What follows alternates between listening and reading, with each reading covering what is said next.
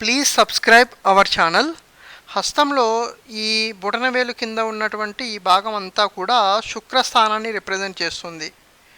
So ఈ శుక్రస్థానం కనుక దోషరహితంగా ఉంటే ఈ సినిమా నిర్మాణ పరిశ్రమ లోపల రాణించేటువంటి అవకాశం ఉంటుంది.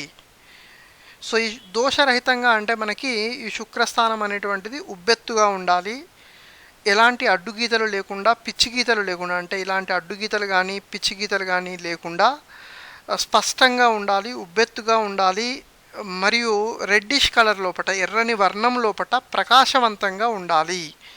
సో ఈ విధంగా ఉంటే కనుక దాన్ని మనం దోషరహితమైనటువంటి శుక్రస్థానము అంటాం.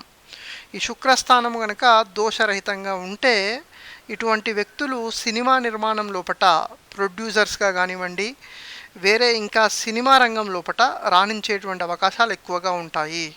ఒకవేళ శుక్రస్థానం డిస్టర్బ్డ్గా ఉన్నప్పటికీ కూడా సినిమా నిర్మాణం లోపల ప్రవేశిస్తే కనుక ఏదో ఒక విధంగా నష్టాలు వచ్చేటువంటి అవకాశాలు ఉంటాయి.